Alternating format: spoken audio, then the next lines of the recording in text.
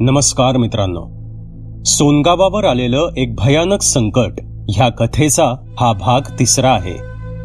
जर तुम्ही कथेच्या आधीच्या भागांचे व्हिडिओज न बघता थेट या व्हिडिओवर आला असाल तर हा व्हिडिओ पाहण्याआधी कथेच्या आधीच्या भागांचे व्हिडिओज आधी पाहावेत.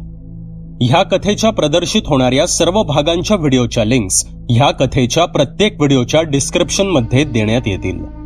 कथेच्या 3ऱ्या भागाला आता सुरुवात करू.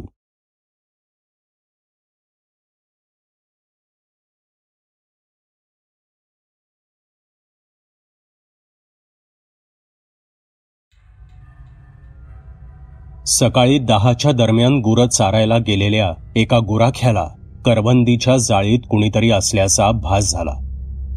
हळूहळू पावले उचलत तो जाळीकडे सरकू लागला. जवळ जाताच त्याला समोर लखन सुताराचा मुर्दा दिसला. दचकून मागे सरकत तो बोंबलला आणि भान हरपल्यासारखा गावाकडे पळत सुटला.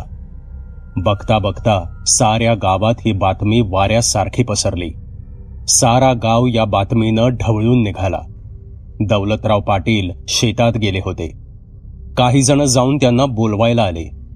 पाटील गावात येताच त्यांनी पाहिलं, वाड्यासमोर जत्रेसारखी गर्दी झाली होती. लोक पाटील येण्याचीच वाट पाहत होते. वेळ न दवडता पाटलांनी डोंगराकडे जायचं ठरवलं. सोबत येणाऱ्या गर्दीतील दोघांना सोबत शिडी घेण्यास सांगून पाटील पुढे चालू लागले. 20 मिनिटात ही वरात डोंगरातल्या त्या करवंदीच्या जाळीजवळ पोचली.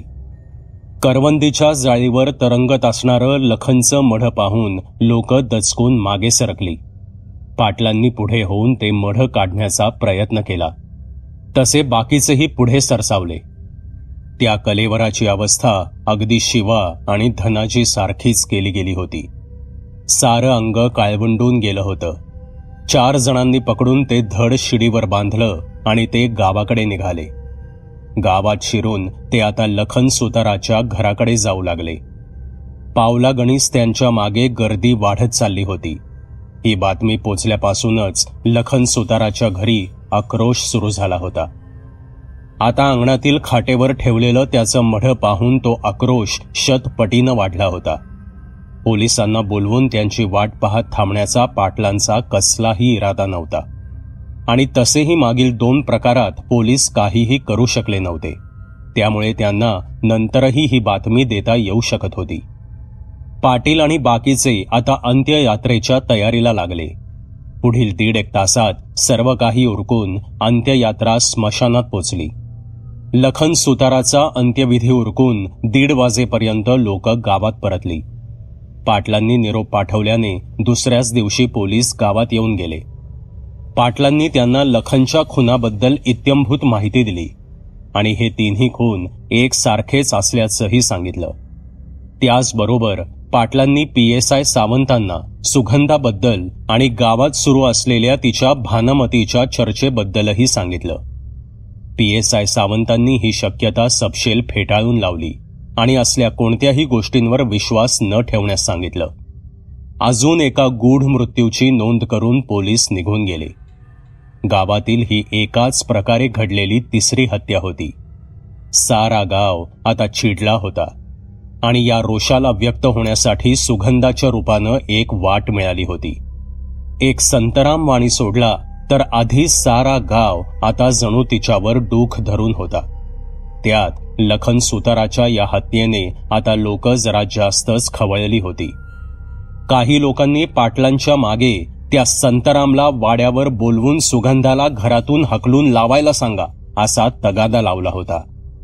लखनचे अस्थिविसर्जन झालेल्या दिवशी काही गावकरी पाटलांच्या वाड्यात आले आणि आत्ताच त्या संतरामला बोलवून समज देण्यावर अडून बसले. गावकऱ्यांचा तो रोष पाहून पाटलांनी महादूला त्या संतरामला बोलवून आण असा हुकूम सोडला. महादू पुढील 10 मिनिटात संतरामला घेऊन वाड्यात हजर झाला. पाटील वरांढ्यात झोक्यावर बसले होते. वाड्यात आधीच उपस्थित असलेले 30-40 गावकरी बघून संतराम गांगरून गेला. पाटलांनी इशारा केला तसा तो खाली बसला. असं अचानक बोलवून घेण्यामागचा उद्देश न समजल्याने त्याची मुद्रा कमालीची चिंताक्रांत झाली होती आणि पाटील बोलू लागले. संतराम, गावात जे काय चाललंय ते मी तुला सांगाय न ग. आणि तुझ्या जुन्या घरात राहणारी ती कासारीनच या समद करत्या असं साऱ्या गावाला वाटतंय. तवा तू त्या बाईला तिथं हाकलावस असं समद्यांचं म्हणणं आहे. ते सांगायस तुला बोलिवलंय. बोल, काय म्हणतोस? सगळा विषय आता संतरामच्या लक्षात आला, पण तो कोणत्याही परिस्थितीत सुगंधाला सोडायला तयार नव्हता. तो हिम्मत करून म्हणाला, पण पाटील, सुगंधास हे करतीया कशावरून? आपण असा कुणावर डायरेक्ट आळ घेऊ शकत नाही. मला तर असं काय बी दिसलं नाही त्या जुन्या घरात. तेव्हा मी का तिला हकलू? वाण्याची ती मुजोरी बघून त्याच्यावर आधीच डोख धरून असलेली गर्दीतील काही तरुण पोरं ओरडू लागली. बायचा नाद हाय, ह्यो असा मानायचा नाही. याला 2 टोलं देऊयात, सुतासारखा सरळ होतीया बघा. तसा संतराम खवळला आणि म्हणाला, कोण फुकणीचा बोलला र? हिम्मत असन तर उभा राहून बोल. तसा तो तरुण पोरगा संतरामकडे धावला आणि त्याचं छाताड पकडलं आणि हा सर्व प्रकार पाहून पाटलांच्या तळपायाची आग मस्तकात गेली. आपलं कोल्हापुरी पायतान हातात घेत ते गरजले, मूर्खांनो, पायतान मारीन एकेकाला. गावात काय चाललंय आणि तुम्ही इथं डोसकी फोडता का एकमेकांची? तसं वातावरण एकदम शांत झालं. पाटलांचा चढलेला आवाज ऐकून सुनंदाबाई सुद्धा बाहेर आल्या. संतरामकडे पाहून पाटील बोलले, अरे शाण्या, तुझं आणि त्या अवदसेचं काय चालू हाय ते साऱ्या गावाला माहीत आहे. आणि गावाच्या लोकांपुढं तुला त्या बाईचं पडलंय वय.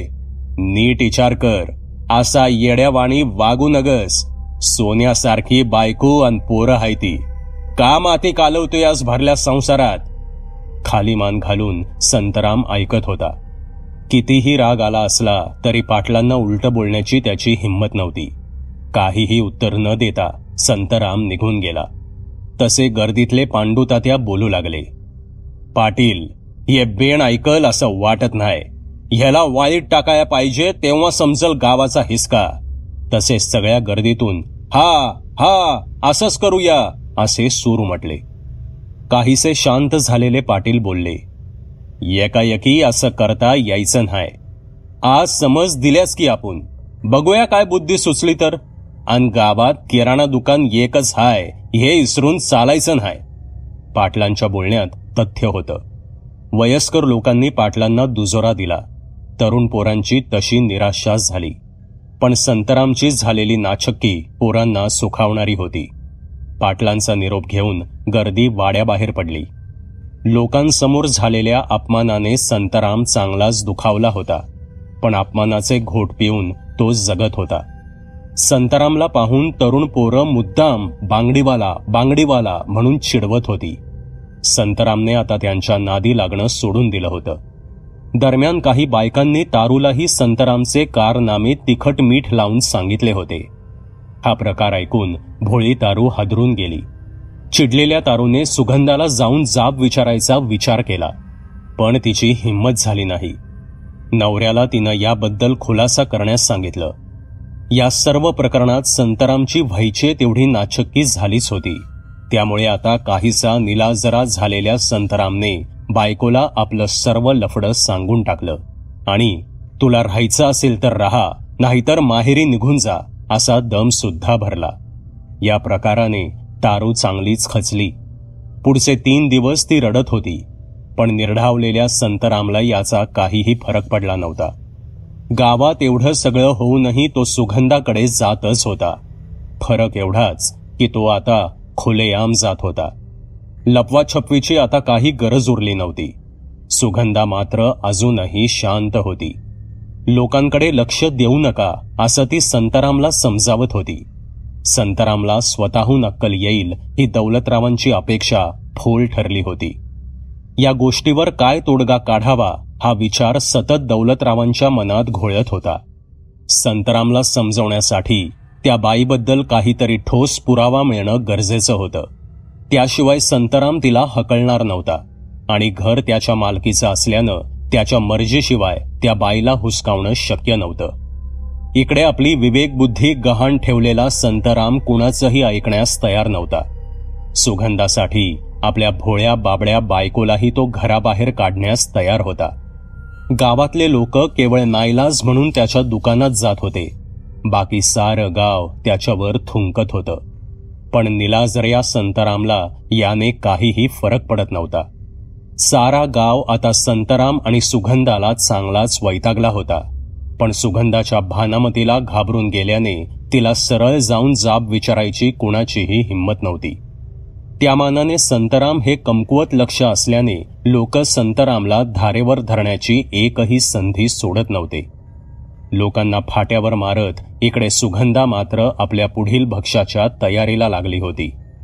बघता बघता भाद्रपद उजाडला. भाद्रपद हा गौरी गणपतीचा सण घेऊन येणारा महिना. गौराई या महिन्यात माहेरला येते. सारं गाव संकट विसरून सणात मग्न होता. घराघरात गणरायाचं आगमन झालं होतं. बाया बापड्या गौराईच्या आगमनाच्या तयारीला लागल्या होत्या. चौकात गावातल्या एकमेव मंडळाचा गणपतीही बसवण्यात आला होता. गणपतीच्या सणाने गावात उत्साहाचं वातावरण होतं. दौलतराव यावर्षी गणपतीला गावच्या सलामतीबद्दल नवस बोलले होते. विघ्नहर्ताच्या आशीर्वादाने गावातील इडापिडा टळावी अशी त्यांची मनोकामना होती. सणाचे हे 10 दिवस बघता बघता निघून गेले. माणसाचा विवेक जेव्हा शेण खातो तेव्हा त्याचं अधपतन निश्चित होतं. संतराम याचं मूर्तिमंत उदाहरण बनत चालला होता. गावाच्या रोषाला न जुमानता तो सुगंधाला राजरोसपणे भेटत होता. कारण गावात होणाऱ्या खून सत्रामागे सुगंधा असेल असं त्याला अजिबात वाटत नव्हतं. किंबहुना तो तिच्या प्रेमात इतका अंधळा झाला होता की त्याला सारं गाव असं का म्हणत असेल असा प्रश्नही कधी पडला नव्हता. आणि एके दिवशी तो दुपारचा सुगंधाला भेटायला आपल्या जुन्या घरात गेला. दारातून आत शिरताच सुगंधाने त्याचं स्वागत केलं. तिचा मादक चेहरा पाहून संतरामने दरवाजा लावला आणि तिला मिठीत घेतलं. तिनेही त्याला घट्ट मिठी मारली. दोघांचा श्वास आता एक होणार होता. इतक्यात ती त्याच्या मिठीतून बाहेर आली आणि म्हणाली, मालक जरा कळ काढा. मी आज जरा उशिरा सुटली. न्याली नाही अजून. 10 मिनिटात येते मी. तवर बसा. असं म्हणत ती अंघोळीला न्हाणी घरात शिरली. हात चोळत संतराम इकडे तिकडे चक्रा मारू लागला. सुगंधा गाणं गुणगुणत अंघोळ करत होती. संतरामला तिचा आवाज येत होता. सुगंधाला असं ओल्या अंगानी तो पहिल्यांदाच पाहणार होता. मनोमन तो चेकाळत होता. आधीर होऊन तो तिची वाट पाहत चक्रा मारत होता. आणि इतक्यात त्याचं लक्ष कोपऱ्यातल्या त्या काळ्या ट्रंकेवर गेलं. कोपऱ्यात जाऊन कुतूहलाने त्याने ती ट्रंक उघडली. त्यानं पत्र्याचं ते झाकण वर उचलून आत पाहिलं. तसा एक घाणेरडा वास त्याच्या नाकात घुसला. आत चिंध्यांच्या काही भावल्या होत्या. त्यातल्या 3 भावल्या काळवणलेल्या होत्या. त्यांचे गळे सुरीने चिरलेले होते. आतमध्ये 10-15 चांगल्या भावल्या सुद्धा होत्या. सोबत कसलेसे दोरे, टाचण्या, सुया आणि अन्य विचित्र सामान होतं. आणि त्याला जाणवलं की त्याच्या मागे कोणीतरी उभं आहे. दचकून तो मागे वळाला. मागे ओल्या अंगाने सुगंधा उभी होती. तिच्या डोळ्यात अंगार दाटला होता. ते डोळे एखाद्या तप्त निखाऱ्यासारखे भासत होते. तिचा श्वास रागाने फुलला होता. तिच्या नाकपुड्या फुरफुरत होत्या आणि एका विचित्र आवाजात ती बोलू लागली, ए वाण्या, जे पाहिलंस ते समद हितच इसरायचं. कुठं जरी त्वांड उघडलंस तर तुझा बी मुडदा पाडन. तुझी ती बायको अन पोराला बी जित्ती सोडायची नाही मी. येतय का ध्यानात मुरदाडा? तिचा आवाज हा तिचा नव्हताच. तो वेगळाच आवाज वाटत होता. या सर्व प्रकाराने संतराम चांगलाच दचकला. त्याला घाम फुटू लागला. सुगंधास भानामती करून हे खून करत होती हे त्याला आता खात्रीशीर समजलं होतं. हे नागडं सत्य त्याला तप्त निखाऱ्यासारखं टोचत होतं. सुगंधाने आपला विश्वासघात केल्याची भावना त्याला अनावर झाली होती. हिम्मत करून तो बोलला, माझा लय विश्वास होता तुझ्यावर सुगंधा. का करत्यास हे आक्रीत? लोकांसने मारून काय मिळतंय तुला? त्यावर विचित्र आवाजात हसत ती म्हणाली, तुला काय र करायचंय त्याचं? तुला जित्ता सोडत्या नव्ह? निघ इथनं आणि सांगितल्याला इसरू नग, नाहीतर फुकट जाशीन दाणाला. संतराम घाबरतच घराबाहेर पडला. मागून धाडकन दरवाजा लावल्याचा आवाज आला. मागील 2 रात्री संतराम नीट झोपला नव्हता. तो धड जेवतही नव्हता. अन्नावरची त्याची इच्छा उडाली होती. तो सतत सुगंधाचा विचार करत होता. गावात सुरू झालेल्या सगळ्या अभद्र घटनांमागे सुगंधाच आहे हे त्याला खात्रीनिशी कळालं होतं. नव्हे, सुगंधानेच एक प्रकारे तशी कबुली दिली होती. ही बाब जाऊन पाटलांना सांगावी असं त्याला सतत वाटत होतं. पण सुगंधाची धमकी त्याचं काळीज चिरत होती. कारण सुगंधाच्या काळ्या शक्तींचा अनुभव साऱ्या गावानं 3दा घेतला होता. तिच्या ट्रंकेतल्या त्या 3 काळ्या भावल्या त्याची साक्ष देत होत्या. त्यामुळे आपण कुठेही वाच्यता केली तर मृत्यू अटळ आहे याची संतरामला खात्री होती. त्यामुळे हतबल असलेला संतराम एकटाच झुरत होता. जुन्या घराच्या जवळपास जाण्याचीही त्याची हिंमत होत नव्हती. तो सुगंधाला शक्य तितका टाळण्याचा प्रयत्न करत होता. पण सुगंधा अधेमध्ये दुकानात येत होती. तिला भेटायला न येण्याबद्दल जाब विचारत होती. विचकट हसत त्याला चिडवत होती. संतराम आता मनातून भेदरून गेला होता. दौलतरावांचे शब्द सतत त्याच्या कानी घुमत होते. दौलतरावांनी सांगितल्याप्रमाणे तंतोतंत घडलं होतं. संतरामने आपल्या हाताने आपल्या भरल्या संसाराची माती केली होती. त्याची बायको तारू सुद्धा त्याच्यापासून दुरावली होती. गाव तर आधीच त्याच्यावर थुंकत होता. ते अभद्र सत्य पोटात लपवून संतराम एकट्याने जीवन व्यतीत करायला मजबूर झाला होता. समाजाची स्मरणशक्ती कमी असते. काही दिवस लक्षात ठेवून समाज सर्व काही विसरतो आणि जो तो जगाच्या रहाडगाड्यात स्वतःला झोकून देतो. हेच खरं. गावात लखन सुतारानंतर काहीही अभद्र प्रकार घडला नव्हता. त्यामुळे सोनगावकर झालं गेलं विसरून गेले होते. आपल्या रोजच्या कामात लोक मशगूल होती. दौलतराव पाटील मात्र काहीही विसरले नव्हते. घडणाऱ्या त्या अभद्र गोष्टी तात्पुरत्या थांबल्या असल्या तरी संपल्या नाहीयेत ही जाणीव त्यांना झोप लागू देत नव्हती. ही सुगंधा म्हणजे काळ्या शक्तीच्या लालसेने पिसाटलेली एक माथे फिरू बाई आहे आणि जोपर्यंत ती या गावात आहे तोपर्यंत हे सारं थांबणं शक्य नाही अशी खात्री त्यांना होती. पण संतरामची इच्छा असल्याशिवाय तिला हकलून लावणं शक्य नव्हतं. प्रत्येक गोष्टीची योग्य वेळ असते. हा पेस सुटण्याची योग्य वेळही लवकरच येईल ह्याची पाटलांना खात्री होती. मध्ये असेच काही दिवस गेले. एके दिवशी अंगणातल्या बाजेवर झोपलेला भिवा पाण्याच्या भपक्याने दचकून जागा झाला. त्याच्या आईने थंडगार पाण्याचा तांब्यास त्याच्या तोंडावर मारला होता. अचानक झालेल्या या शीतद्रव्य हल्ल्याने भिवा जागा झाला. सकाळचे 8:30 होऊन गेले होते. आईच्या शिव्यांची लाखोळी ऐकत भिवाच्या दिवसाची सुरुवात झाली. हे त्याला नवं नव्हतं. जवळजवळ हे रोजचंच होतं. 25शीत असलेला भिवा टवाळक्या करत हिंडण्यापलीकडे काहीही काम करत नव्हता. शिक्षण सुद्धा जेमतेम असल्याने नोकरीचा प्रश्नच नव्हता. पण शेतातल्या कामालाही त्याचं अंग वळत नसे. भिवाचा बाप एकेकाळी भारतीय सैन्यात सुभेदार होता. एका छोट्याशा लढाईत त्याला वीरगती प्राप्त झाली होती. त्यामुळे त्याची पत्नी म्हणजेच भिवाच्या आईला महिना 600 रुपये सरकारी पेन्शन होती. त्या पेन्शनवर आणि शेतातल्या उत्पन्नावर घर कसं बसं चालत होतं. आज भिवाच्या आईचा पारा जरा जास्तच तापला होता. कारण आज तालुक्याला जाऊन बँकेतून पेन्शन काढून आणायची होती. रात्रीच आईनं त्याला तसं सांगितलं होतं. पण रात्री पारावर जाऊन गप्पा मारत बसलेल्या भिवाला झोपायला उशीर झाला होता. त्यामुळे तो सकाळी लवकर उठलाच नाही आणि तालुक्याला जाणारी सकाळी 7ची गाडी निघून गेली होती. आता दुसरी गाडी दुपारी 3 वाजता होती. पण त्या गाडीने जाऊन बँकेत पोचेपर्यंत बँक व्यवहार बंद होणार होते. आईची किरकिर ऐकताच भिवा उठला. मशेरी लावून त्यानं चूळ भरली. बाकी सगळे सोपस्कार उरकून तो अर्ध्या तासात तयार झाला. सुक्या पावट्यांच्या पिठाचं मडगं भरलेली जर्मनची ताटली आईनं त्याच्या पुढ्यात आणून आपटली. तिच्या तोंडाचा पट्टा काही थांबला नव्हता. भिवानं ती ताटली उचलली आणि तोंडाला जाऊन तो सारं मडगं प्यायला. आईची बडबड ऐकण्यापेक्षा पारावर गेलेलं बरं असा विचार करून तो चटकन बाहेर पडला. दुपारी 1च्या दरम्यान त्याला भुकेची चाहूल लागल्याने त्याचे पाय आपसुकच घराकडे वळाले. आई एव्हाना शांत झाली असेल असा त्याचा कयास होता, पण नेमकं उलटच घडलं. त्याला पाहून त्याच्या आईने पुन्हा तोंड सुरू केलं. तसा तो बिथरला. त्यानं झेल्याची सायकल घेऊन आत्ताच तालुक्याला निघायचा निर्णय घेतला.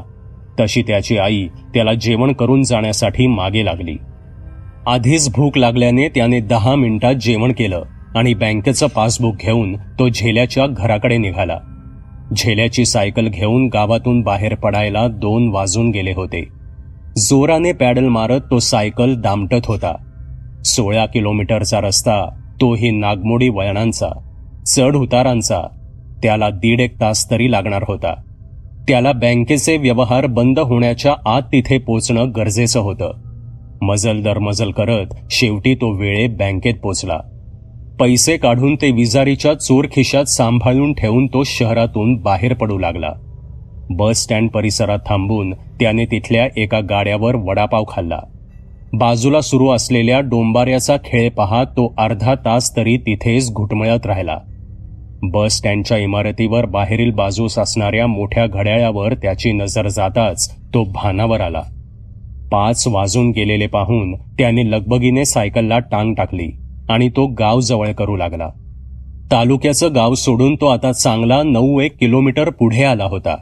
आता 6 वाजून गेले होते. अजून 7-1 किलोमीटर अंतर बाकी होतं. तिन्ही सांज होण्याआधी घरी पोचावं या इराद्याने तो वेगाने सायकल दामटत होता आणि इतक्यात सायकलच्या टायरनं दगा दिला. सायकल खडखड आपटू लागल्याची बाब भिवाच्या लक्षात आली. तोंडातून अस्सल कोल्हापुरी शिवी हसडत तो खाली उतरला. पंक्चर मोठं होतं. हवा चांगलीच कमी झाल्याने टायर बसलं होतं. आता चालत जाण्याशिवाय काहीही पर्याय नसल्याने सायकल ढकलत नाईलाजाने तो चालू लागला. आता पोचायला अजून वेळ लागणार असल्याने पावलं भराभर उचलणं गरजेचं होतं. काही वेळ जोशात पावले उचलणाऱ्या भिवाचा वेग पुढील अर्ध्या तासात मंदावला. गाव अजूनही 4-1 किलोमीटर दूर होतं. पुढील काही अंतर भकास माळरान होतं. नंतर गावचं शिवार लागणार होतं आणि मग पुढे गाव. आता शिळोप्याचा गार वारा सुरू झाला होता. सायकल ढकलत चालावं लागत असल्याने भिवाचा वेग मंदावला होता. यापेक्षा सकाळी लवकर उठून बसने गेलो असतो तर किती बरं झालं असतं. सायकलच्या हँडलवर मूठ आपटत भिवा विचार करत होता आणि चालण्याचा वेग वाढवण्याचा प्रयत्न करत होता. आता भोवताली अंधार दाटू लागला होता. गाव आता अंदाजे 2-1 किलोमीटरच होतं. दूर मिणमिणता उजेड दिसू लागल्यावर भिवाच्या जीवात जीव आला आणि इतक्यात त्याची सायकल अडली. कुणीतरी मागून सायकल ओढून धरल्याचा भास त्याला होऊ लागला. भिवाने चालण्याच्या आवेगात सायकलला एक हिसका दिला, पण सायकल तसूभरही हलली नाही. हा काहीतरी विचित्र प्रकार आहे हे त्याच्या बेरकी मनानं हेरलं आणि तो सायकल तशी सोडून मागे न वळता बोंबलत गावाकडे पळत सुटला. पण सायकलच्या खाली पडण्याचा कसलाही आवाज आला नाही. क्षणभर तो थांबला आणि त्याने मागे पाहिलं. वाऱ्याच्या वेगाने घंटी वाजवत सायकल त्याच्याच मागावर येत होती, पण सीटवर कोणीही नव्हतं. तो प्रकार पाहून भांबावलेल्या भिवाचा तोल गेला आणि तो धपकन उताना पडला. सायकल त्याच्या जवळ येऊन थांबली. स्टँड न लावताही सायकल स्थिर उभी होती आणि एक घाणेरड्या वासाचा भपका नाकात गेल्याने त्याला ठसका लागला. त्या ठसक्याने जणू त्याचे डोळेच पांढरे झाले. तोपर्यंत सायकलचे चाक बेरिंगमधून निघून त्याच्या छाताडावर आलं होतं. हे पाहून जणू भिवाचं काळीजच घशात आलं होतं. त्याच्या कंठातून शब्दही फुटेनासा झाला. चाकाचे फोक्स तडतड तुटत चाका वेगळे झाले. फोक्स त्याच्या डोक्याभोवती गोलाकार तरंगू लागले. या प्रकाराने भेदरलेला भिवा आता थंड पडला होता. त्याचा श्वास फुलला होता. डोळ्यातून अश्रू वाहू लागले होते. बाजूला काहीच दिसत नसल्याने कुणाचा प्रतिकार करण्याचा प्रश्नच नव्हता आणि कचकन एक फोक्स त्याच्या या कानातून त्या कानात आरपार होत तसाच अडकून राहिला. तीव्र वेदनेने तो तडफडला. ही वेदना शब्दात व्यक्त होऊ शकत नव्हती. त्याची चेतासंस्थाच जणू बधीर होऊ लागली होती. आता एक फोक्स त्याच्या दोन्ही गालातून आरपार होत तिथेच अडकला आणि बघता बघता 15-20 फोक्स त्याच्या साऱ्या मुंडक्यात मोठ्या किळसवाण्या पद्धतीने अडकवले गेले. त्याची मुंडी टाचण्या टोचलेल्या एखाद्या लिंबासारखी दिसू लागली. वेदनेने बधीर झालेल्या त्याच्या शरीराला आता कसलाही त्रास जाणवत नव्हता आणि त्याच्या आसपास काहीतरी होतं जे त्याच्या नरडीचा घोट घेऊ लागलं. घळघळ वाहणारे भिवाचे अश्रू आता थांबले होते. त्याचा निश्चल देह आता धडपडतही नव्हता. सुगंधाने डाव साधला होता. तालुक्याच्या गावातून सकाळी 7ची बस घेऊन येणाऱ्या ड्रायव्हरने रस्त्यात पडलेलं भिवाचं शव पाहिलं तसा तो वेगात गाडी दामटत गावात पोचला. पारावर गाडीची वाट पाहत असलेल्या काही गावकऱ्यांना त्यानं ही बातमी सांगितली. भिवाची आई भिवा कदाचित तालुक्यात असलेल्या आपल्या बहिणीकडे थांबला असेल या विचाराने निर्धास्त होती. पण ड्रायव्हरने सांगितल्याप्रमाणे सायकल आणि एका तरुणाचं वर्णन ऐकून तिला दातखिळच बसली. ड्रायव्हरकडून भिवाची हकीकत ऐकून गावातील लोक फारच चिडली. भिवाला आणण्याऐवजी लोक जमाव करून संतराम वाण्याच्या दुकानासमोर आली. लोक पिसाटल्यासारखी वाटत होती. संतराम वाणी यामुळे चांगलाच घाबरला. गर्दीला अक्कल नसते हे संतरामला चांगलंच ठाऊक होतं. लोकांना आटोपलं नाही तर लोक आपल्यालाच काय, आपली बायको आणि पोरालाही मारतील, घरही जाळायला कमी करणार नाहीत या भीतीने संतराम घरात जाऊन माडीवर लपून बसला. दरम्यान चौकात सुरू असलेला प्रकार कुणीतरी पाटलांच्या कानी घातला. बंडीवर धावतच पाटील चौकात आले. 2 तरुण पोरं संतरामच्या दुकानात शिरून वजनाची तागडी हिसकावून काढत होती. पाटलांनी आवाज देताच पोरं थांबली. लोक आता कमालीची चिडली आहेत हे जाणून पाटलांनी त्यांना मरून पडलेल्या भिवाची आठवण केली आणि संतरामचा आजच काय तो सोक्षमोक्ष लावू हा शब्द देत त्यांनी कसेबसे लोकांना आटोपलं. लोक आता पाटलांसोबत भिवाचं शव आणण्यास निघाली. पाटलांच्या जीपमध्ये टाकून भिवाचं शव पुढील अर्ध्या तासात गावात आणण्यात आलं. यावेळीचा बळी हा आधी सारखाच असला तरी हिंसकता मात्र नेहमीपेक्षा जास्त दिसत होती. जड अंतःकरणाने लोकांनी भिवाच्या शवाची विल्हेवाट लावली.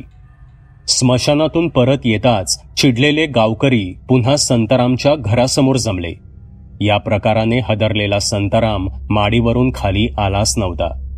रात्रीचं जेवण उरकून 9:30 वाजता वाड्यात मीटिंग घेऊ आणि काय ते ठरवू असा प्रस्ताव पाटलांनी जमलेल्या लोकांसमोर ठेवला. बऱ्यापैकी लोकांना तो पटला. गर्दी हळूहळू पांगू लागली. पाटील सावकाश पावले टाकत वाड्याकडे निघाले. इकडे माडीवर लपून बसून हा प्रकार पाहणाऱ्या संतराम वाण्याचा जीव तात्पुरता भांड्यात पडला. पण संतरामची भीती मात्र कमी व्हायचं नाव घेत नव्हती. लोक आपल्याला जिवे मारल्याशिवाय राहणार नाहीत असं त्याचं मन त्याला सांगत होतं.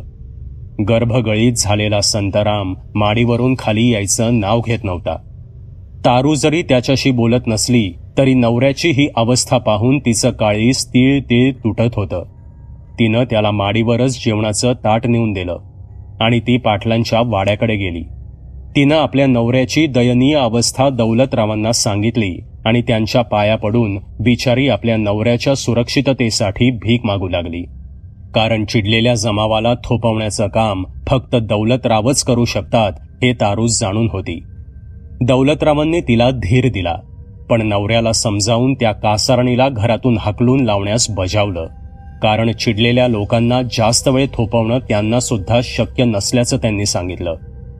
आज रात्रीच्या मीटिंगमध्येच संतरामने त्या बाईला हकलून लावण्याचा प्रस्ताव मान्य केल्यास त्याच्या केसालाही धक्का लागू न देण्याची हमी दौलतरावांनी दिली. त्यावर खुश होऊन तारूने हात जोडून पाटलांचे आभार मानले आणि घरची वाट धरली. घरी आल्यावर तिने आपल्या नवऱ्याला समजावलं. आधीच पाच्यावर धारण बसलेला संतराम मुंडी हलवून हो म्हणाला. त्याने नकार द्यायचा प्रश्नच नव्हता. गावाचं रौद्र रूप त्यानं सकाळीच पाहिलं होतं, पण गावाला घाबरलेल्या संतरामला आता सुगंधाची आठवण झाली. सुगंधाने दिलेली धमकी आठवून तो हमसून रडू लागला. इकडे आड आणि तिकडे विहीर अशीच काहीशी त्याची अवस्था झाली होती. मनातून हादरून गेलेल्या आपल्या नवऱ्याला तारू खंबीर बनून आधार देण्याचा प्रयत्न करत होती. रात्र होईल तशी संतरामची धाकधूक वाढत होती. पण त्यानं एक विचार नक्की केला होता, जो विचार आज तो मीटिंगमध्ये साऱ्या गावासमोर मांडणार होता. संतरामने स्वतः या गोष्टीचा सोक्ष लावण्याचं ठरवलं होतं. आपलं जेवण उरकून रात्री 9:15च्या दरम्यान तो वाड्याकडे निघाला. वाड्यातल्या वऱ्हांड्यात जवळजवळ 60-70 गावकरी आधीच जमा झाले होते. ते भिवाच्या तसेच पिकापाण्याच्या गोष्टी करत होते. संतरामला आलेला पाहून मात्र सगळ्यांच्या नजरा त्याच्याकडे वळाल्या. वातावरण एकदम गंभीर झालं. झोक्यावर विडा तयार करत बसलेल्या पाटलांना ही बाब लक्षात आल्याने त्यांनी वर मान करून पाहिलं. संतरामला आलेला पाहून त्यांनी हाताने इशारा करत त्याला बसायला सांगितलं आणि उभे राहून आपल्या धारदार करड्या आवाजात ते बोलू लागले. आपण समधी हित का जमलूया हे समद्यांना ठावच आहे. तवा संतराम, तू त्या बयेला हकलून देणार का नाहीस तेवढं सांग. तू जर ती पिढा हकलणार असशील तर उद्या सकाळीच हकल. गाव तुला साथ देईल. आणि जर तुला पुरावाच पाहिजे असेल तर तुझी आणि तुझ्या पोराबाळांची जिम्मेदारी तुझी. साऱ्या गावाला त्वाण द्यावं लागन तुला. तुला ही धमकी समजायची असन तर तसं समज. बोल, काय बोलतू? तसे गर्दीतून, व्हय, अगदी बराबर, खरं बोलताय पाटील, असे आवाज उमटले. पाटलांचं बोलणं ऐकून संतराम वाणी बोलायला उभा राहिला. गर्दी कान टवकारून संतराम काय बोलतोय ते ऐकू लागली. पाटील, तुमचं सगळं मला मंजूर आहे, पण माझी एक अट आहे. त्यावर गर्दीतून कुणीतरी ओरडलं, ह्याच्या तर आता हा अजून बी सरळ व्हायचं नाव घेना. ह्याला आमच्या हवाली करा पाटील. याची गुरमीच काढतो एका रट्ट्यात. त्यावर पाटलांनी हात करत सगळ्यांना शांत राहायला सांगून ते बोलू लागले. अरे ऐका तर काय म्हणतोय तो. बोल र संतराम. पाटलांच्या या वाक्यावर हुरूप येऊन संतराम बोलू लागला. मी त्या बयाला तिथून हकलू शकत नाही. मीच काय, कुणी बी तिच्या वाट्याला गेलं तर त्याची मौत पक्की आहे. तवा मला तुमची समद्यांची साथ पाहिजे. संतरामच्या या वाक्यांनी गर्दीच्या चेहऱ्यावर प्रश्नचिन्ह उमटलं. लोक आपसात कुजबुजू लागले. ही कोंडी फोडण्यासाठी पाटील म्हणाले, अरे काय बोलतोयास काय बी कळना, जरा इसकटून सांग. त्यावर संतराम उत्तरला, मला तुमची साथ पाहिजे. आज रातीला त्या बयेला माझ्या त्या जुन्या घरासकट जिवंत जाळायचं असं ठरवलंय मी. तुम्ही सोबत दिली तर ठीक, नाहीतर मी एकलाच जाणार. पण त्या अवदसेला आजच संपवणार. संतरामच्या बोलण्याला धार होती. रागाने लालबुंद झालेल्या त्याच्या डोळ्यात निर्धार दिसत होता. गावकरी संतरामचा तो निर्धार पाहून चाटच पडले. संतरामने केलेला विचार फारच भीषण आणि तितकाच हिंसक होता. क्षणभर पाटील सुद्धा थबकले आणि मग ते बोलू लागले, अरे जोशात येऊन काय बी करून कसं चालल? नुसत्या संशयावर असा कुणाचा जीव घेऊन कसं चालल? आपण काहीतरी दुसरा मार्ग काढू.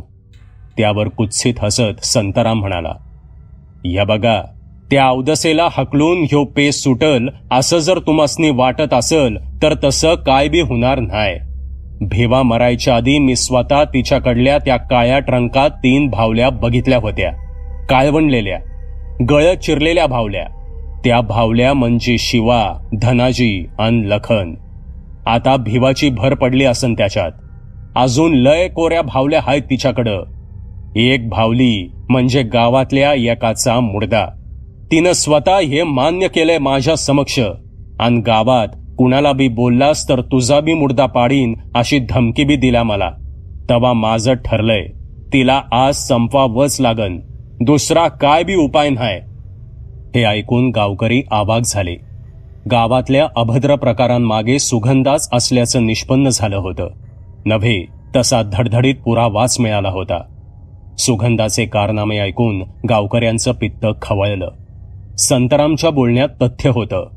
बाईला हकलण्याने प्रश्न मिटणार नव्हता. पोलीस सुद्धा ठोस पुराव्या अभावी काहीही करू शकणार नव्हते. बाईचा कायमचा बंदोबस्त करण्याची गरज होती. गावकरी आपापसात कुजबूज करू लागले. सगळ्यांच्या नजरा आता पाटील काय बोलणार याच्यावर लागल्या होत्या. गळा खाकरत पाटील बोलू लागले, हे समद ऐकून डोसक्याची पार वाट लागली. त्या बयेला धडा शिकवायाच पाहिजे. गावातल्या 4 घरातली करती माणसं मारल्या तिने. तिला जित्ती सोडली तर आपल्याला अजून जड जाईन. संतरामचं म्हणणं बरोबर हाय. आज रातच्यालाच काटा काढू. पाटलांच्या या प्रतिसादाची कुणालाही अपेक्षा नव्हती. आधी खलनायक असणारा संताराम आता नायकाच्या भूमिकेत आला होता. लोक दबक्या आवाजात संतारामचं कौतुक करू लागली. संतारामच्या तोडग्याला पाटलांच्या दुजोऱ्यानंतर लोक उत्स्फूर्त होऊन टाळ्या वाजवू लागली. तरुण पोरं शिट्ट्या वाजवू लागली. तसे पाटील बिथरले आणि ओरडले, अरे शाण्यांनो, काय तमाशा हाय का इथं? हुल्लडबाजी करायचं काम नाही, आधीच सांगतो या. आता 10 वाजून गेल्या ती. समधी आपापल्या घराकडे निघा. रात्री 1 वाजेस्तोवर ती बया झोपल. मग करू ठरलंय तसं. अन हो, घरातल्या बायासनी खबर लागू देऊ नका, नाहीतर तालुक्यापर्यंत बातमी पोचल. चला निघा. तसे सगळे भराभर उठले आणि घराकडे चालू लागले. पाटलांनी सांगितल्याप्रमाणे पूर्ण गुप्तता पाळत त्यांना पुढचे 3 तास व्यथित करायचे होते. तरुण पोरं आज काहीतरी विलक्षण घडणार म्हणून चेकाळत पारावरच बसून होती. आणि रात्री 12:30च्या दरम्यान पाटलांच्या वाड्याचं दार उघडलं गेलं. आतून पाटील, महादू आणि शिरपा बाहेर पडले. महादूच्या हातात केरोसिनचे कॅन होते. कुठल्याही प्रकारचा आवाज न करता ते हळूहळू चौकाकडे सरकू लागले. जाताना हळूहळू महादू आणि शिरपा काही मोजक्या घरांचे दरवाजे वाजवत होते. तसे लोक पटापट दारं उघडून त्यांना सामील होत होती. चौकात पोचेपर्यंत जवळजवळ 40 लोक जमा झाले. याच मुहूर्ताची वाट पाहत पारावर बसलेली 8-10 टाळकी त्या गर्दीत येऊन मिसळली. संतराम वाण्याने तर 50 लिटरचे केरोसिनचे मोठे कॅनच बाहेर आणून ठेवले होते आणि दरवाजा बाहेरून बंद करून तोही गर्दीत मिसळला होता. पाटील आता दब्या आवाजात बोलू लागले, हे बघा, कुणी बी आवाज करायचा न्हाय. ती चेटकीण उठल आणि सगळं काम संपल्यावर गुमान घरला जायचं. उद्या घराला आग लागून बाय मेली अशी अवई उठवायची. पोलीस याचं नाही ती, पण आलंच तर कुणी बी त्वांड उघडायचं नाही. बाकी मी बघून घेईन. चला. हळूहळू पावले टाकत भटक्या कुत्र्यांना हुसकावत ते आता संतरामच्या जुन्या घराजवळ पोचले. ते घर गावाच्या गल्लीपासून काहीसं तुटक होतं. मिट्ट काळोखात घर अगदी शांत झोपल्यासारखं वाटत होतं. संतराम आणि महादूने पुढे होत केरोसिन घराच्या दरवाजावर, चौकटीवर, कौलांच्या वर टाकलेल्या सुक्या गवताच्या ताटीवर शिंपडायला सुरुवात केली. तरुण पोरांनी रस्त्याच्या बाजूलाच असणाऱ्या एका कडब्याच्या गंजीच्या 8-10 पेंढ्या ओढून त्या पेंढ्या भिंतीला उभ्या पसरवायला सुरुवात केली. घराला मागचा दरवाजा नव्हता, त्यामुळे सुगंधा सावध झाली तर पुढच्या दरवाजानेच पळण्याचा प्रयत्न करू शकत होती. म्हणून संतरामने दरवाजाला बाहेरून हळूच कडी लावली. आता बाकीचे मागे सरकले आणि संतरामने काडी ओढून दरवाजावर भिरकावली. केरोसिनने हळूच पेट घेतला. 2 पोरांनी हातातल्या कडब्यांच्या पेंढ्या पेटवून त्या घराच्या दोन्ही बाजूंनी उभ्या केलेल्या पेंढ्या पेटवत घरामागे गेली. नंतर एक जळकी पेंढी त्यांनी छतावर भिरकवली. काम संपलं होतं. पाटलांनी इशारा केला तसे सगळे जण मागे सरकून घरापासून अंदाजे 200 मीटरवर लांब जाऊन थांबले. धडधड करत आगीने आता जोर पकडला होता. ज्वाळा आता आभाळाकडे उठू लागल्या होत्या. आतून सुगंधाचा ओरडण्याचा आवाज येऊ लागला. धडधड आपटत ती दरवाजा उघडण्याचा प्रयत्न करत होती. आग आता रौद्र रूप घेऊ लागली होती. ज्वाळांची धग आता गर्दीपर्यंत येऊ लागली होती. सुगंधाचा चित्कार आता चांगलाच वाढला होता. घरातून अदळआपटीचा आवाजही येत होता. घराच्या चारही बाजूंनी अजस्त्र धुराचे लोट बाहेर पडत होते. सुगंधा अजूनही आत आहे आणि ती थोड्याच वेळात जणून खाक होणार आहे या विचाराने गर्दी मनोमन खुश होत होती. संतराम एखाद्या मारामारीच्या चित्रपटातील नायकासारखा गर्दीच्या अग्रस्थानी पाटलांशेजारी उभा होता. तो आता गावासाठी नायक ठरला होता. आग अजूनही आपल्या चरमसीमेवर होती. मोठ्याल्या ज्वाळा एखाद्या अजगरासारख्या लपलप करत आसमंतात उठत होत्या. घराची कौले तापून निखाऱ्यासारखी लाल लाल दिसू लागली होती. अचानक कौलाखालची लाकडं जळल्याने उरलं सुरलं सारं छप्पर धाडकन खालच्या घरात कोसळलं. साऱ्या काळ्या धुरात निखाऱ्याचे लोट उठले. सुगंधाचा किणाट आवाज आता पूर्ण थांबला होता. पुढील 10 मिनिटात आग मंदावली. घरातून आता कसलीही हालचाल, आवाज येत नाही याची खात्री करून पाटलांनी सगळ्यांना घरी निघण्याचा इशारा केला. तसे सगळे घरी निघून गेले. पहाटेचे 5 वाजून गेले होते. संतराम वाणी गाढ झोपेत होता आणि अचानक त्याच्या घराचं दार धाडकन उघडलं गेलं आणि एक धुसर आकृती घरात प्रविष्ट झाली. ती सुगंधा होती. आतल्या खोलीत तारू आणि तिचा 8-10 वर्षांचा मुलगा झोपला होता. हळूहळू सुगंधा त्यांच्याकडे सरकली. झोपेत असणाऱ्या तारू आणि तिच्या मुलाचा झोपेतच जीव गुदमरू लागला. सुगंधा त्यांच्या नरडीचा घोट घेत होती. तारूच्या धडपडीने संतरामला जाग आली. तो पटकन तिकडे धावला. समोर सुगंधाला पाहून त्याची पाच्यावर धारणच बसली आणि एवढ्यात सुगंधा त्याच्याकडे वळाली. आता ती त्याच्या समोर उभी होती. काळ्या नख्या असलेले आपले हात वर करून तिने संतरामचा गळा पकडला. तीक्ष्ण नख्या त्याच्या मानेत रुतू लागल्या. सोड मला, मेलो मेलो. संतराम बोंबलत जागा झाला. त्याच्या आयुष्यात पहिल्यांदाच त्याने इतकं भीतीदायक स्वप्न पाहिलं होतं. सकाळचे 8:30 वाजत आले होते. तारू घराची झाडलोट करत होती. त्याचा मुलगा ओटीवर खेळत बसला होता. संतराम अंथरुणातून उठला आणि ओटीवर मशेरी लावत बसला. बाहेर लोकांचा गलका वाढत चालला होता. मशेरी लावत संतराम तसाच उठून बाहेर आला. दरवाजातून बाहेर आल्यावर त्यानं पाहिलं त्याच्या जुन्या घराच्या भोवती लोकांची गर्दी जमली होती. त्या घरातून किंचित धुराचे बारीक लोट उठत होते.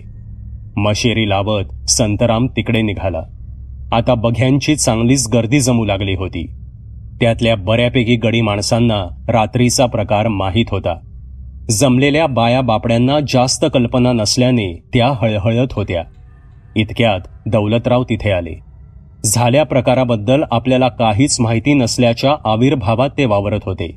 त्यांनी संतरामला इशारा केला तसा संतराम पुढे झाला. दौलतराव आणि संतराम हिम्मत करून त्या घरात जायला निघाले. जळून खाक झालेल्या दारातून ते आत शिरले. घरामध्ये खाली कोसळलेल्या छताच्या तुळ्यांचे निखारे अजूनही धगधगत होते. त्यातून वाट काढत ते कसेबसे मधल्या खोलीपर्यंत पोचले. तिथे राख आणि विस्तवाच्या ढिगाऱ्यात जळालेलं सुगंधाचं शव त्यांना दिसलं.